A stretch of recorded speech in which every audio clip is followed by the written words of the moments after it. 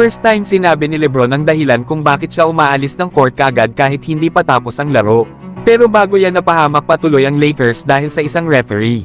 Ang ganda na sana ng momentum para sa Lakers lalo at nagawa nilang makalamang sa fourth quarter sa score na 108-107. Nang bigla namang matawagan si Luka Doncic ng kanyang second technical foul dahilan para ma-eject ito sa nasabing laro.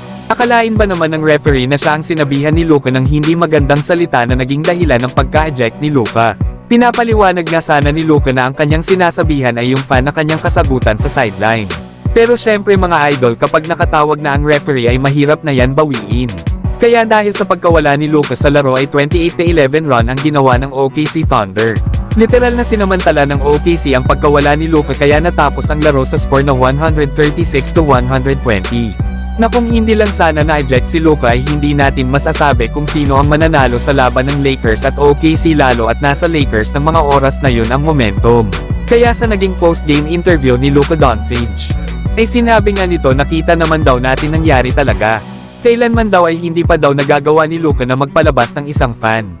Pero kung magsasalita nga daw ito ay sasagutin daw talaga ito ni Luka Doncic kagaya daw ng palagi niyang ginagawa.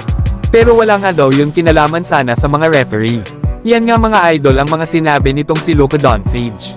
Laking panghihinayang nga ng nasabing star player. Lalo at bago pa naman ang laro nila sa OKC Thunder ay inakala pa naman ng karamihan na hindi maglalaro ang mga starters ng Lakers kabilang na si Luka. Lalo at karamihan nga sa mga ito ay naka-questionable ang status.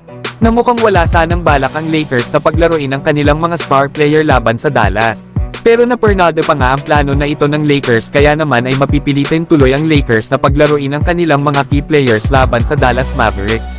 Bagamat nasa Lakers pa rin ang tiebreaker laban sa mga kupunan ng Golden State Warriors, Denver Nuggets, Los Angeles Clippers at Memphis Grizzlies, ay mahirap pa rin na magpakampante ang kanilang kupunan sa mga ito lalo at one game away na nga lang ay maaabutan na sila ng mga nasabing teams na nabanggit. Lalo at sa ngayon ay may record ang Lakers na 48 wins and 31 losses.